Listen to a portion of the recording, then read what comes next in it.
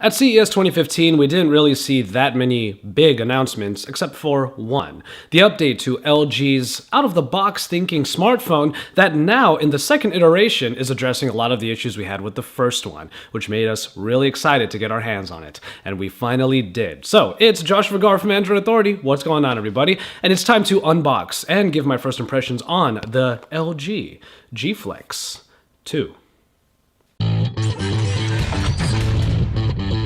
But before I even open the box, just take a look at it. You got this nice design around the actual logo on the front. It's got this red coloration to it, which makes me think I might have gotten the red version. And really, it's just a nice looking package. Obviously, they're putting a lot into the G Flex 2.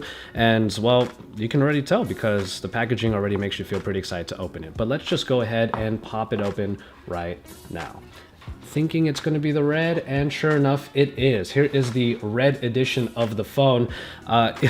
This is more like a, well, I mean, I won't really say a Ferrari red, but let's just say this is a different looking phone than I usually get for review units. I'm used to getting black or white editions, but it is a nice change of pace to get the red one. All right, some of the usual LG documentation with some of their nice Korean cartoonish icons in here, and obviously I won't be able to read this entire thing much at all because it is in Korean. And a wonderful addition always to a package like this, some really nice headphones. The Quad Beats are very good headphones by LG, and they're really nice to use and come standard with the LG G2, at least in this particular package. So, well, just giving you a quick unboxing right here, we have the red edition of the LG G Flex 2, and those are the contents we have in the box. This is a curved display, obviously, one of the first that was available in the G Flex 1, and it goes from top to bottom, as you can see here, which allegedly, and as we've seen in our time with the G Flex 1, it does help with the handling somewhat, but in the G Flex 2, we have a smaller screen from the original iteration at 5.5 inches this time, which obviously was a complaint that we had with the first one, and they did listen to the fans and to the users of the G Flex 1 and made it more accessible in the G Flex 2.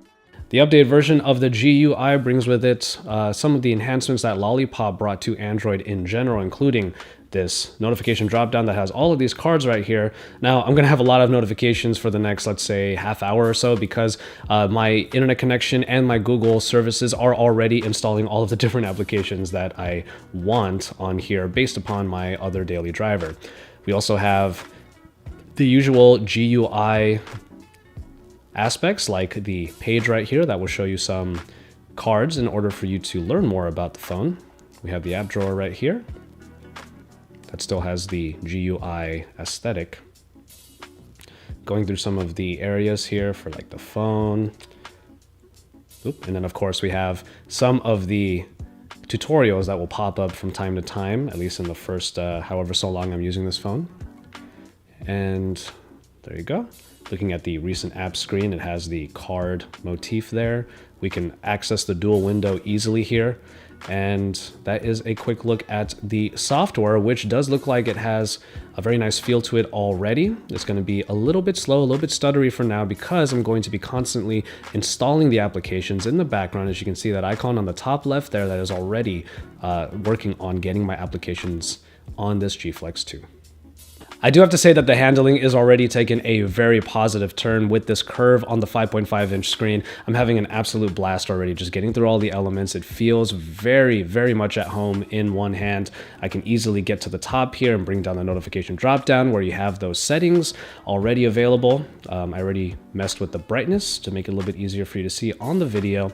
And really, this is an enjoyable phone right off the bat. It feels different from other devices, especially of the same size.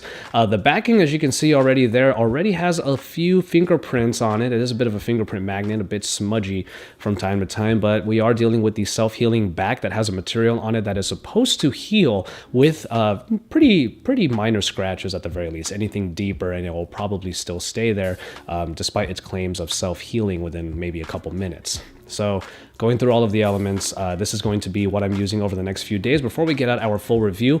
But I will also put the camera through its paces with the camera shootouts that may come before the review or just right after, but I will be testing the camera out over the next couple days and bring you my thoughts on the enhanced optical image stabilization powered camera here with the laser autofocus, which you can see right on the left side of the optics.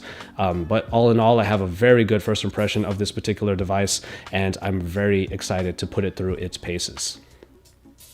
If curved displays are still not quite convincing you, well, the G Flex 2 is hoping to be the one to make you think twice about it. We originally had a large phone with the benefit of a top-to-bottom curve, but now we have a more accessible phone at 5.5 inches with a lot of power underneath in the Snapdragon 810 and a powerful camera on the back. This is a phone that's really trying to do it all in a package that is thinking outside the box and is a little bit different for those of you who might be tired of some of the tried-and-true designs, let's say, of other flagship smartphones.